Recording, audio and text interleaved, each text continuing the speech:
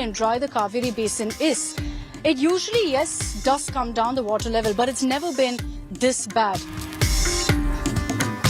Join us on a journey through the lanes of Trichy as we meet the two men laying stake to this city this election. Let's get the show on the road. Hello and vanakkam from the beautiful city of Tiruchirappalli. Behind me is the iconic Sri Rangam temple, and we've touched down. The Election Express is here in Trichy to get you a sense of what the political mood is on the ground. You've got two newcomers from the big veteran political parties of DMK and AIADMK squaring off. And at a time when you've got an unprecedented water crisis in the farming belt of Tamil Nadu, including Trichy. So join me on a journey of Trichy as we get you this ground report in this episode of Election Express.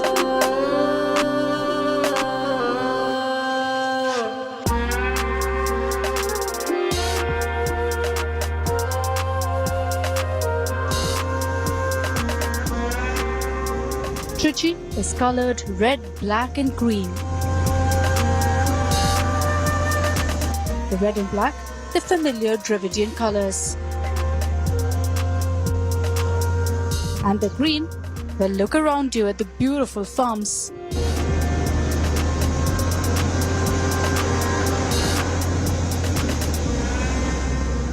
We drive to Trichy early in the morning, ready for an action-packed day. Trichy has been a bone of contention between the Dravidian parties, evident in also the fact that Chief Minister Stalin kicked off his 2024 campaign from the city. Interestingly, this election, DMK has given the seat to the MDMK and it's Vaiko's son who's been given the ticket. It's his election debut. Durai Vaiko is candid about how he had his reservations in contesting this election. Crucial election for you. But perhaps the biggest challenge is the election sign? Not at all, because when in fact the press asked me, have you probably taken the symbol to across the constituency? I say it's already there in every household. Safety matches it's something which everybody uses, and probably in women use it to probably for cooking they need to use the main thing, and then for religious people they use the matches to probably light a lamp. So it is a very common symbol which is probably everybody can easily understand. And as far as I think we have crossed 10 days of campaigning, and everywhere we go, we find women waving the safety matches at us. So we are very positive and optimistic about this. That is not going to be a hindrance or yeah. Taking forward your political career, is there pressure to kind of live up to your father's legacy? How does it work? Or are you looking to kind of carve your own political niche? See, if you talk about my father, Mr. Vaiko, he is a legend. He is a legend. I mean, you talk about his oratory skills, or about his performance in the parliament, or about his public service. I mean, he's a legend. He's one among the legends and living legends.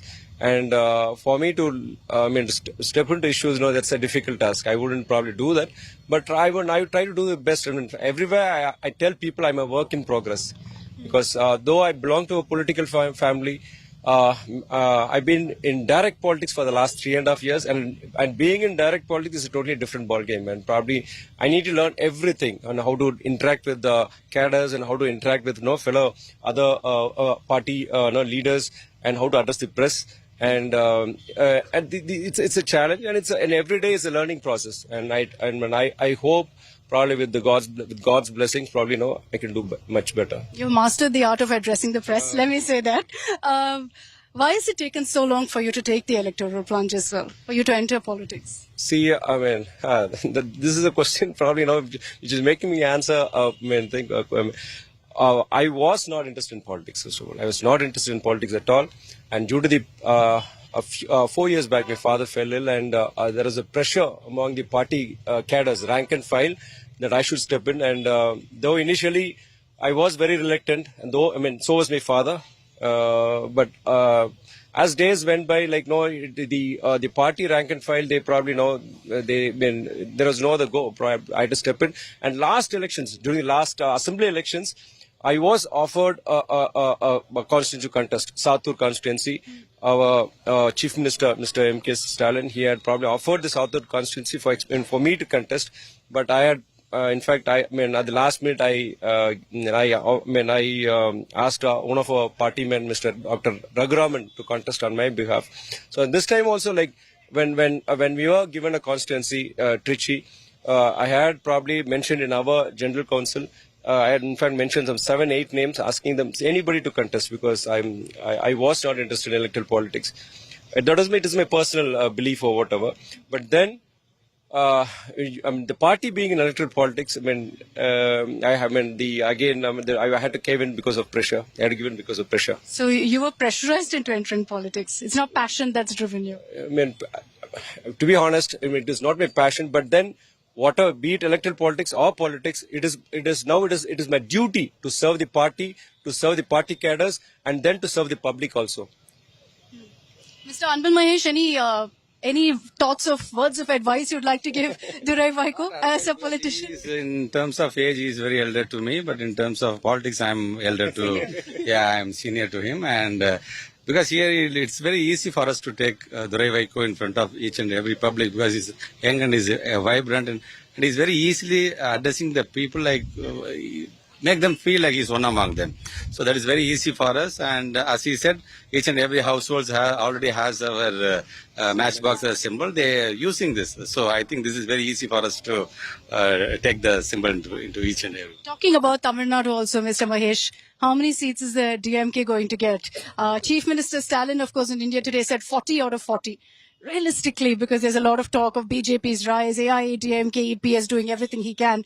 How many seats? 2019, when we were opposition party, like out of 39, we have scored 38, as you know. And now being a ruling party and another, like almost in this 33, 34 months, almost people wherever we go for this campaign, the receive that they are receiving us, and also the way that how they are greeting us, like that shows like how much our Honorable Chief Ministers, each and every scheme has been reached in all the households. So I think definitely this time, like our Honorable Chief Minister is telling, including Pondicherry, this time definitely will be getting 40 out of 40. And in terms of Indian Alliance, definitely we will score more than 350. You know, very often we are in the national media accused of being obsessed with the BJP. But there is talk of the BJP factor in Tamil Nadu, sir.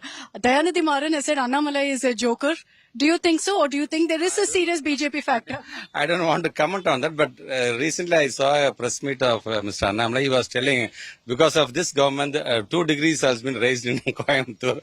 So I think for that maybe he might have commented like that, like Annamalai's joke, but I don't want to comment on Annamalai and all. We are very, very much focused on our alliance, and we are just focusing more on development oriented here. So we don't want to talk about Annamalai here. When asked about his vision for Trichy, hear Durai Vaiko's detailed response. What is your promise for the people of Trichy? If you are voted to power, what really is the change you are looking to bring in their lives? See, Trichy, as you know, is made up of 6 assembly constituencies, and you have Trichy East, West, and Thiruvarambur and Srirangam.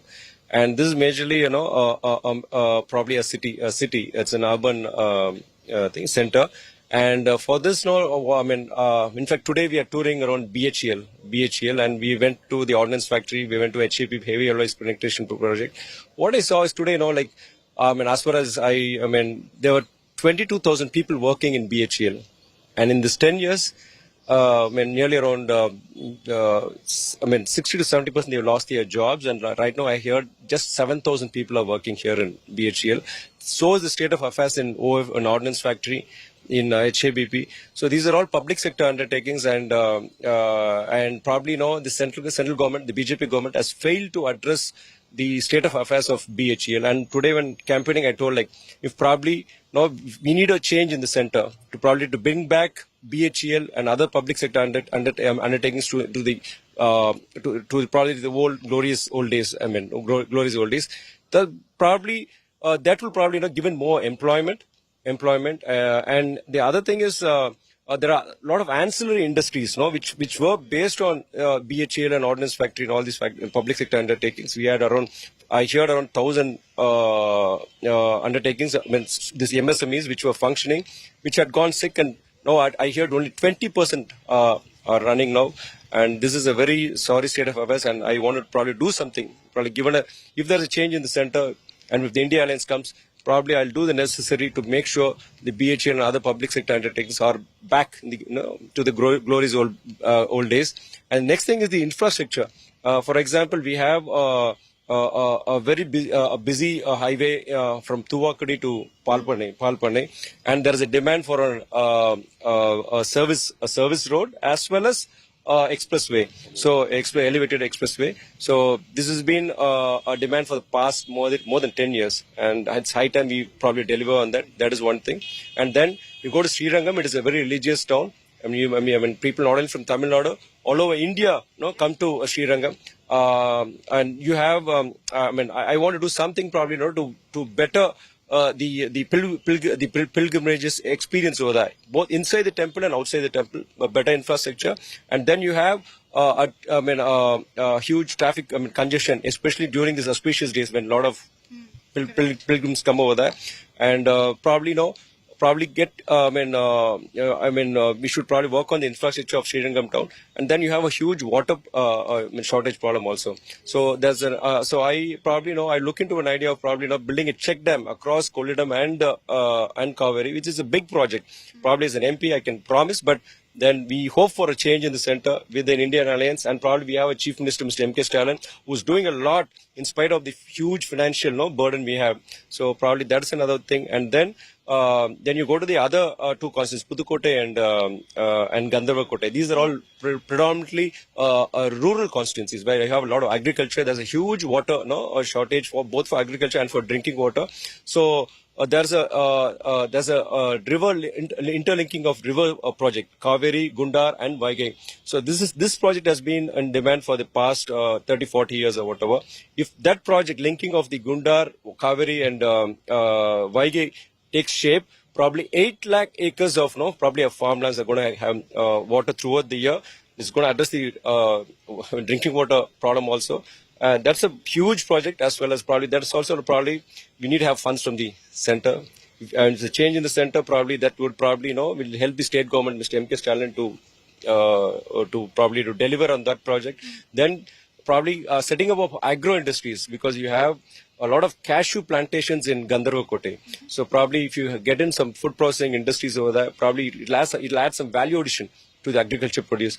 Even in Pudukkottai, you have a lot of farmers producing flowers actually from probably a perfume factory or whatever. So these are all things which probably the people have asked, and in fact I should do and deliver. I pray to God, and probably with the change in the center and with the support of the DMK government, I can probably deliver all these things. You may be a reluctant politician, but you have great clarity of thought of what you want to do for Trichy. All the very best to you, Mr. Dietary. Before we head over to the AIADMK camp, we make a pit stop at the Cauvery that flows through the city, or at least used to. Today, it's almost a wasteland. There's no water, only sewage running through, and this explains the unprecedented water crisis in Trichy today.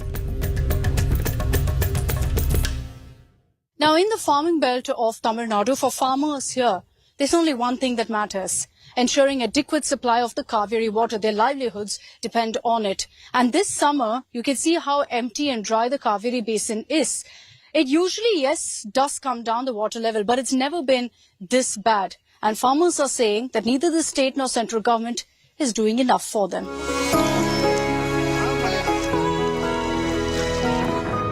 We meet farmer Ayakanna, who's been a part of many dramatic Delhi stirs over farmers' rights.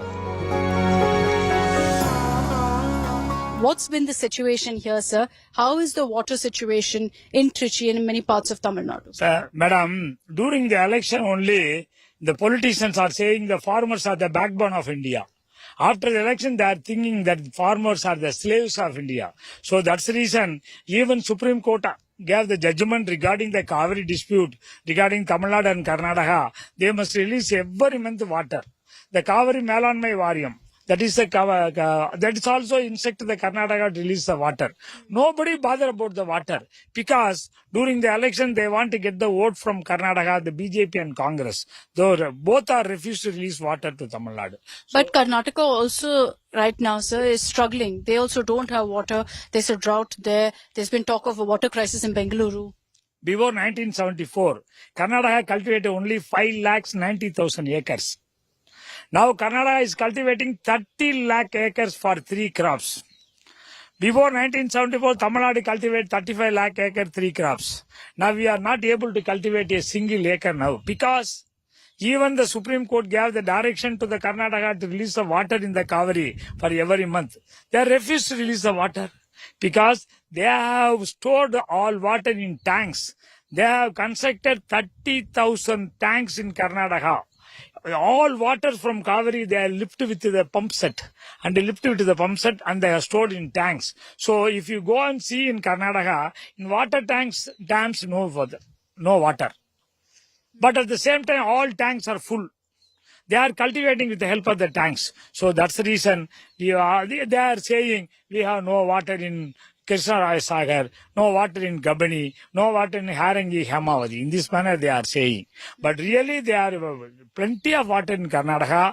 They have stored all water in tanks, 30,000 tanks in Karnataka.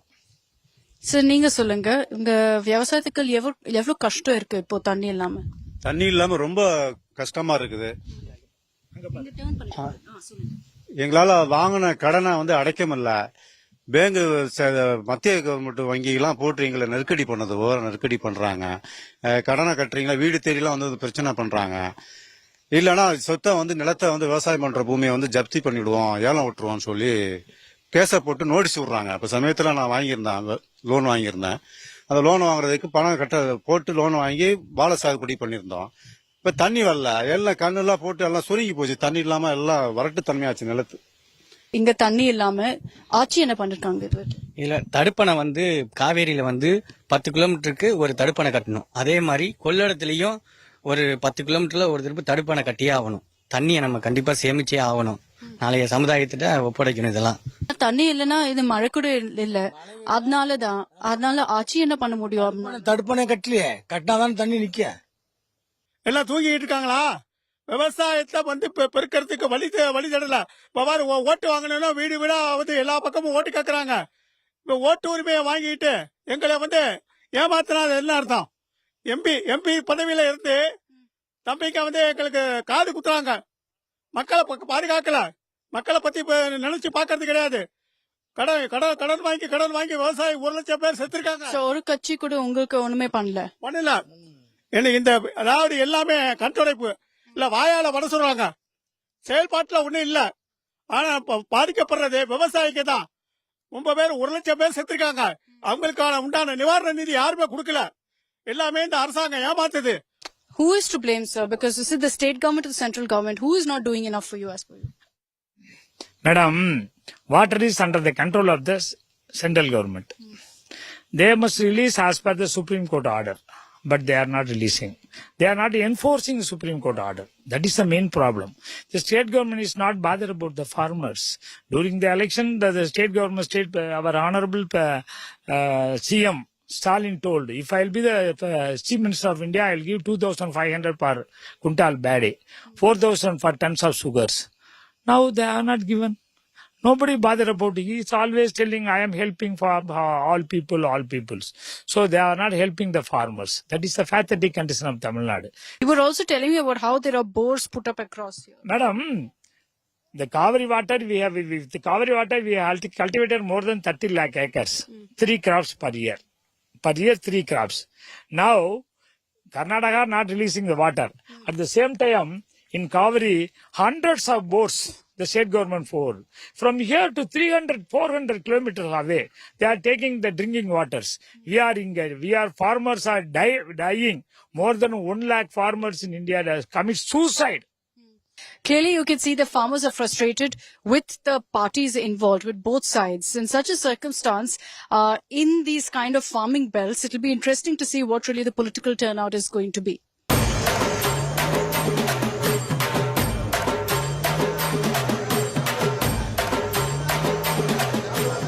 Back to the political slugfest to see if our netas understand the need to immediately address the water crisis. We find the AIADMK candidate Karupaiya, a first-time candidate, in a booth-level meeting with party workers. The huddle led by former Minister Vijay Bhaskar, who hails from Pudukkottai. First of all, to you, sir, for the AIADMK, how challenging is Trichy going to be? Yes, madam. As it is, there is no challenge for AIADMK. Definitely, I can say AIADMK has thumping victory in Trichy constituency. We have a lot of reason because after a very long time that Trichy people are welcoming a young and energetic and qualified candidate.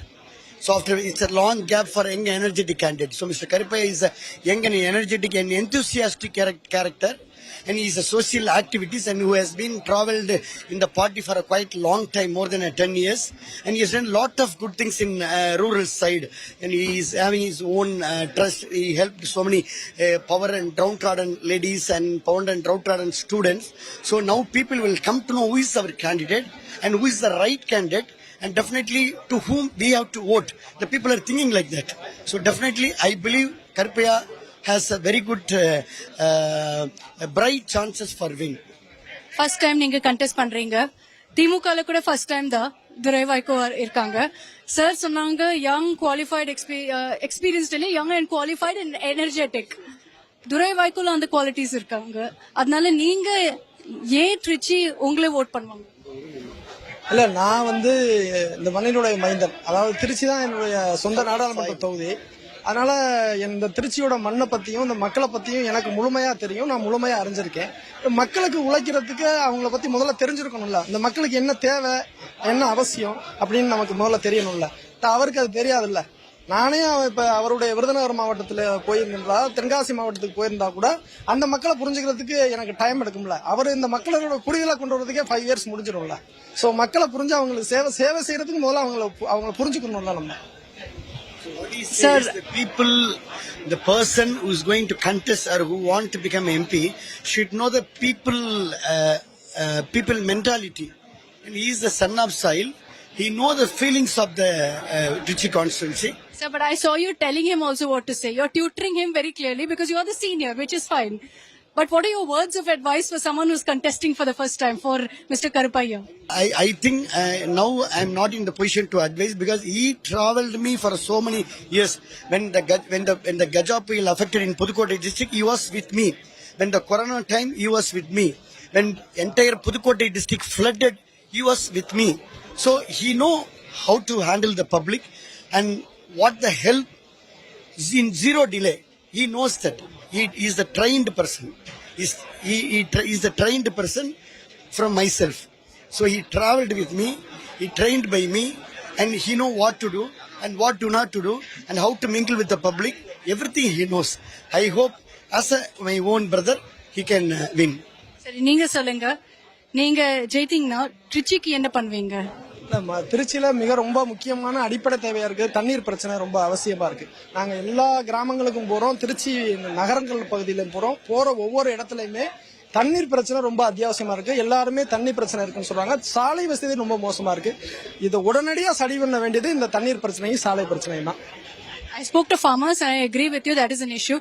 Mr. Vijay Bhaskar, speaking about the AIADMK overall in Tamil Nadu, how many seats, sir? Yeah, we'll try to get maximum seats. Maximum na evlo 40 out of 40 ya? 40 out of 40 we have our aim. What best we can definitely madam, what I can say is now the ADMK trend is increasing day by day because of the effective campaign by our leader Mr. Edappadi Palanichami, as well as the media campaign, as well as the Skybus in all the print media. And now people are very much realizing about our government, what we have done. So what are the benefits happened in our party? Now what all stopped by this government? Anti-aversion is going on against the DMK. So the ground perception is different and ground reality difference. Stalin சொன்னாங்க நம்ம இன்டர்வியூல that they will win 40 out of 40. They will be first place. Fight is for second place between ADMK and BJP. Everybody will say like that, madam. Ultimately, the people will going to decide. So we hope definitely there's a tough fight between ADMK and DMK in the ground. We hope definitely we will win. Thank you. நீங்க எவ்வளவு ஓட்டோட win பண்ணுவீங்க இங்க ட்ரிச்சில? திருச்சியில நான் 3.5 அப்படி. ஆமா, S. பார்க்கலாம் on June 4th. So who among the Dravidian giants will prevail in Trichy? The Reds and the Blacks are out in full force. And with two political newbies, this makes for an interesting battle. On to Singari, Chennai.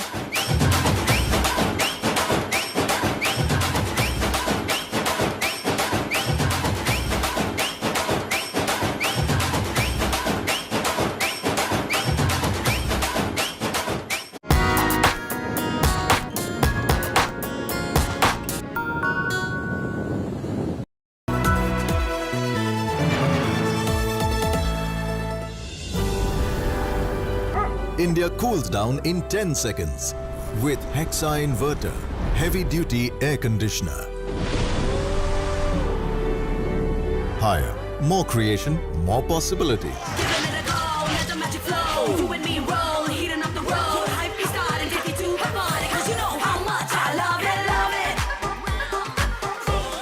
Intelligence meets art. Motorola H50 Pro. Hello, Moto.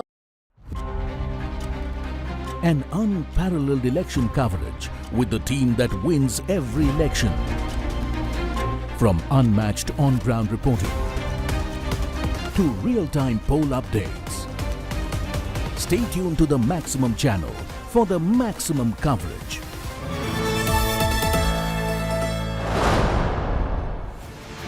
Platinum partner, Signature Finest Silver Elaichi, a premium product from Dilbagh.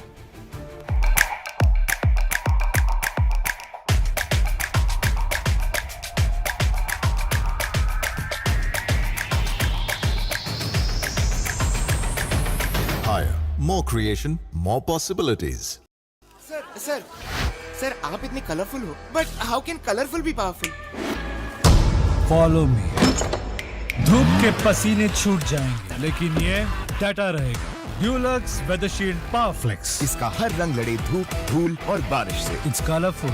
It's powerful. வணக்கம் நமஸ்கார்.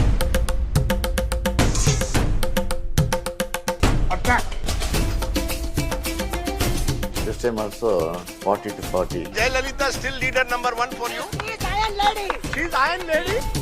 Bada Bill beat the heat. That's the secret of Dhoni's success. Next CSK franchise auction price 2 crore. Chennai special fish, red snapper. Look at the line. Anna's coconut sharbat super. DMK is going to sweep. Annamalai, BJP president Coimbatore. The Joker. You're talking about the Joker. This time we are very confident that the increase in vote share will definitely 100% happen, no doubt about that.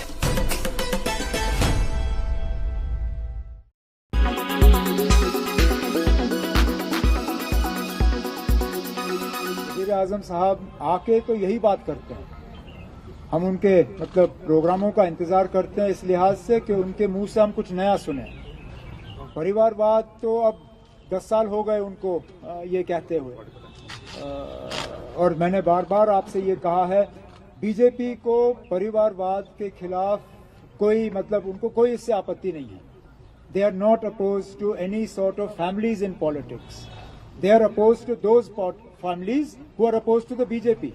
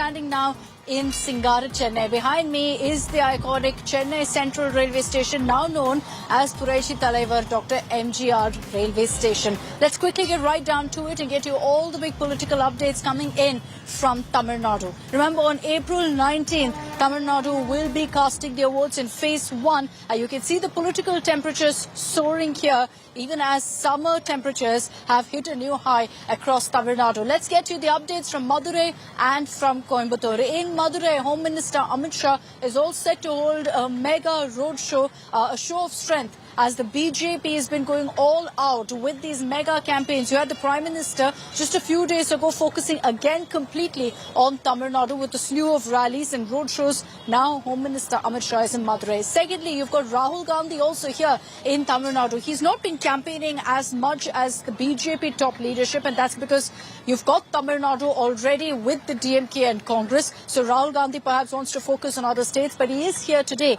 He's held a rally in Tirunelveli. Next, there's going to be a mega India bloc rally in Coimbatore. You've got MK Stalin and Rahul Gandhi both standing together in Coimbatore. They will be addressing the rally there. Let's get you some of the highlights of what Rahul Gandhi said earlier in that rally in Tirunelveli, and also what's the mood on ground in Madurai. Pramod Madhav is there getting you all the latest on Home Minister Amit Shah's roadshow as well.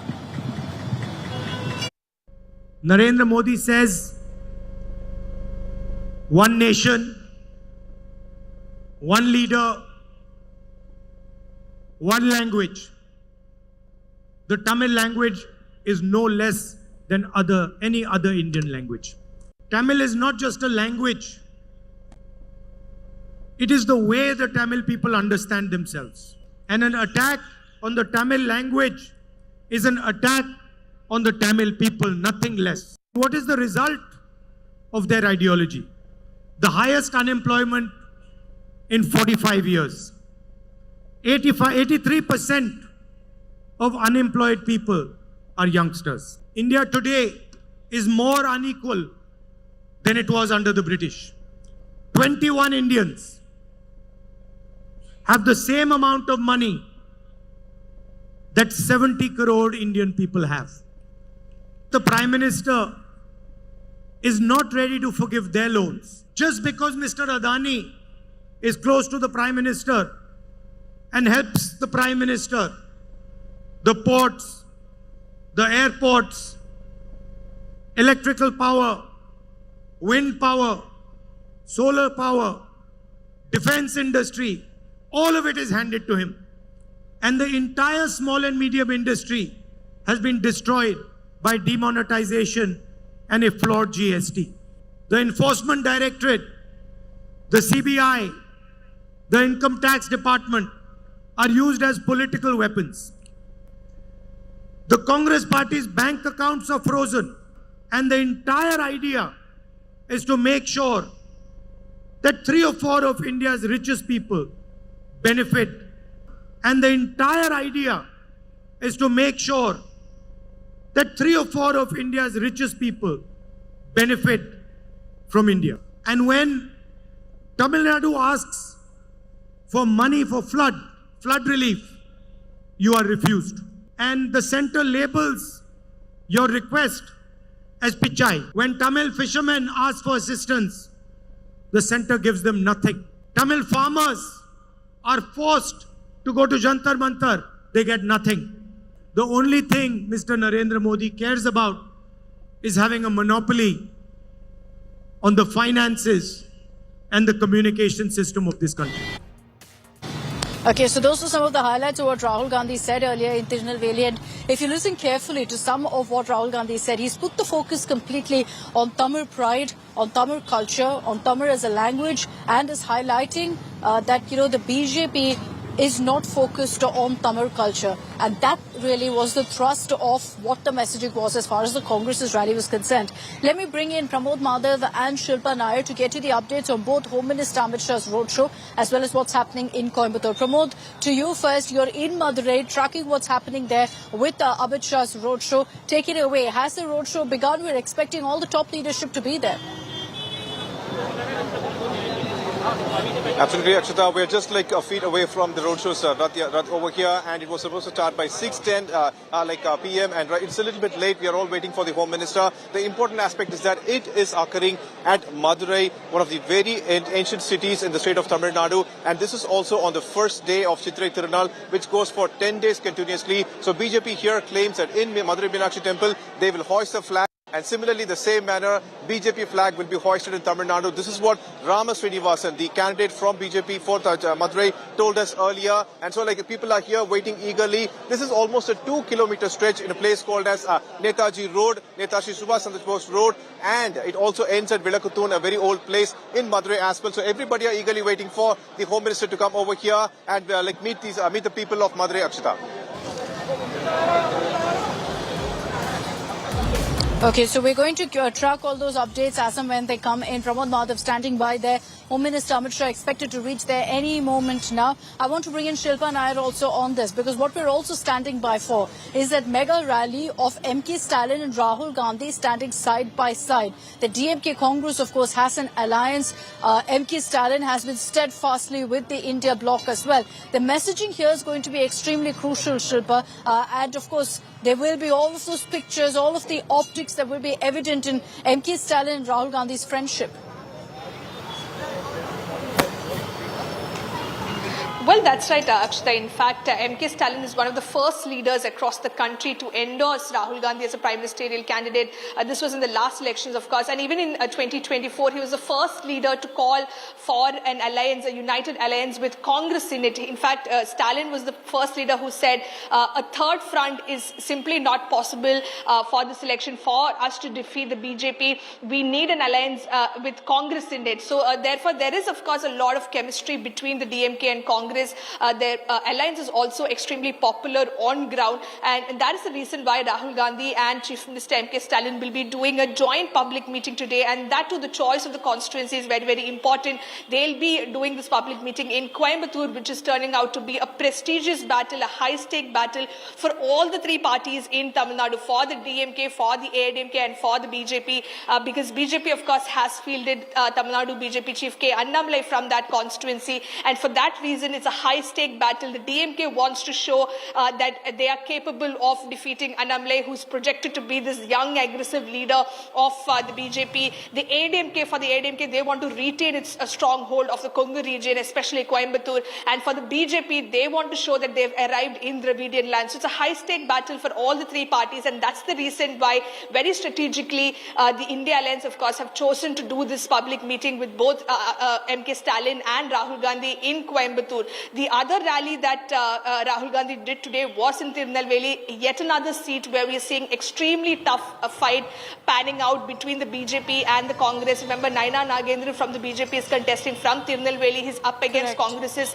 Robert Bruce. So there's a very political a tough fight that's brewing there in Tirunelveli as well. So Rahul Gandhi, of course, focusing on these constituencies where it's a high-stake constituencies extremely crucial for the DMK Congress. You're right in pointing out that Tirunelveli also has a very strong BJP candidate in Naina Nagendran, who's currently an MLA. Coimbatore, we all know, of course, that right now it's Annamalai versus Singai Ramachandran versus Ganapati, who is from the DMK. So that's going to be a very, very interesting fight as well. We'll be tracking all the live updates of Rahul Gandhi and MK Stalin at that Coimbatore rally, and also Home Minister Amit Shah's roadshow. Let me just switch over. Pramod and Shilpa, thanks very much for joining us. Let me just switch over to the other big story also that's coming from Tamil Nadu. This is a controversy over the Tamil Nadu BJP chief, the candidate in Coimbatore, Annamalai's campaign.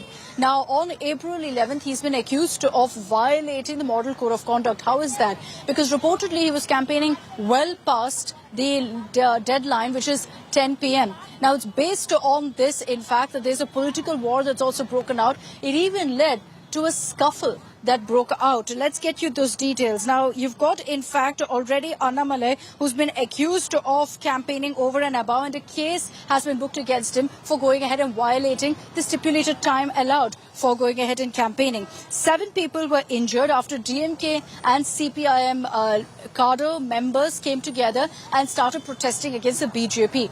This led to a clash, a scuffle, in which 7 people were also injured. Now, there have been several who've been booked for this particular incident. Annamalai was also, in fact, who spoke on this, said very clearly that there was no question of any sort of violation being committed by him in the course of the campaign. Let's get you some of those reactions.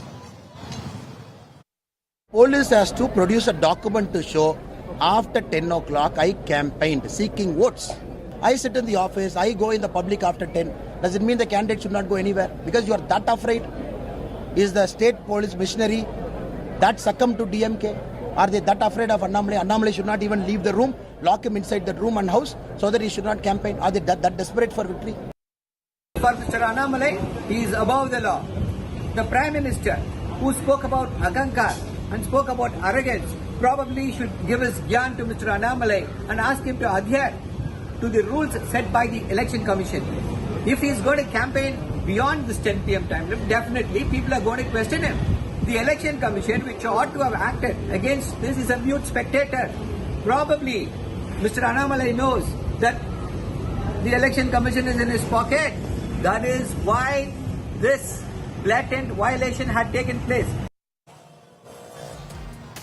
Now, there's an all-out food fight that's also playing out right now between the BJP and the opposition, and it's spread to the south. So let me just put this in context for you. There was a video that first emerged of RJD's Tejaswi Yadav eating fish, and it's considered to be a time of Navratri really in the north, not so much in the south. So during this video going viral, there's been endless controversy. The Prime Minister referred to it. There's also another video of Rahul Gandhi cooking mutton, which has also gone viral. Now, while the Prime Minister spoke about this, saying, look, opposition is propagating the eating of non-veg during Savan in the south, opposition leaders have latched onto this, saying, what's the issue? There's no such problem here in the south. Let's play out for you all the details in our next report. ऐसे एक मुजरिम के घर जाके सावन के महीने में mutton बनाने का मौज ले रहे हैं।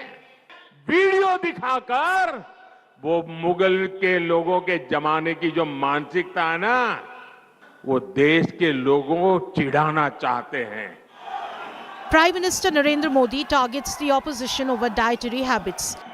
After a video of RJD leader Tejaswi Yadav eating fish went viral.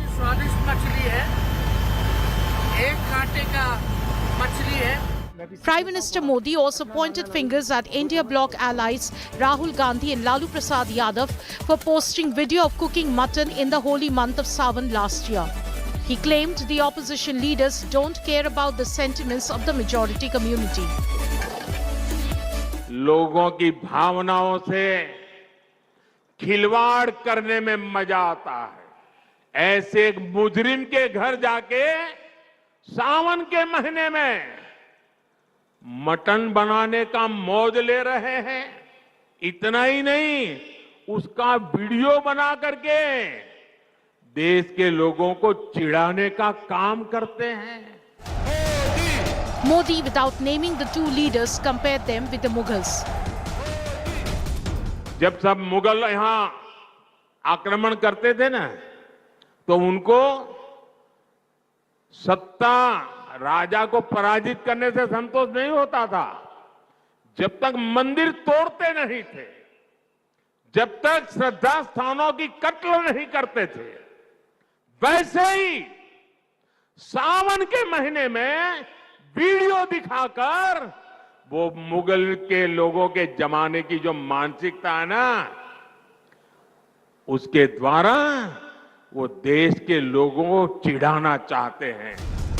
The opposition rained fire on Modi for commenting on food habits instead of focusing on issues like jobs and inflation. 8 तारीख का tweet, Navratra से कोई वास्ता नहीं, सावन का की उपमा कर रहे हैं आप। तेजस्वी जी तो सबसे ज्यादा नौकरी पे बात कर रहे हैं, प्रधानमंत्री जी वहां क्यों चुप हैं आप? बाज आइए, नौकरी पे बात करिए, सामाजिक सुरक्षा पे बात करिए, पुरानी पेंशन पे बात करिए, सामाजिक सौहार्द पे बात करिए। I know how many MPs of BJP is eating non-vegetarian every day. I don't understand all these things. The only one agenda to polarize people on this thing. Now people are realizing in the country now. This polarization impact is not going to happen. Modi also lashed out at the opposition for boycotting Ram Mandir Pran Pratishtha.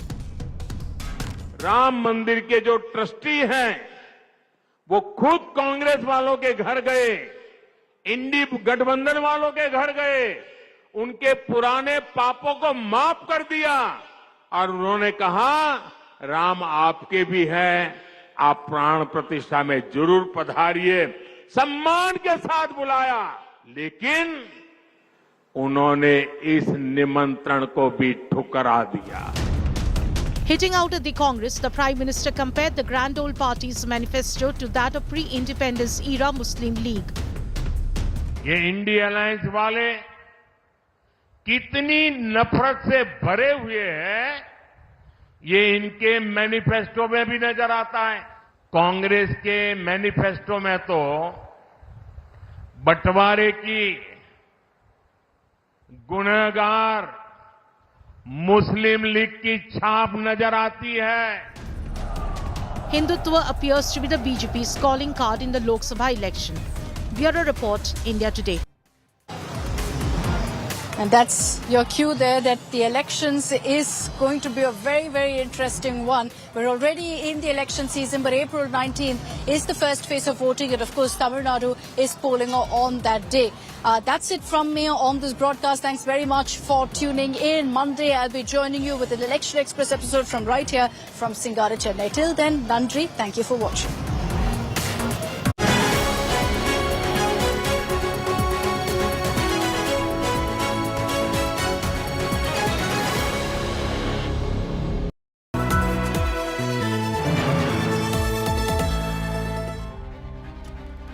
An unparalleled election coverage with the team that wins every election.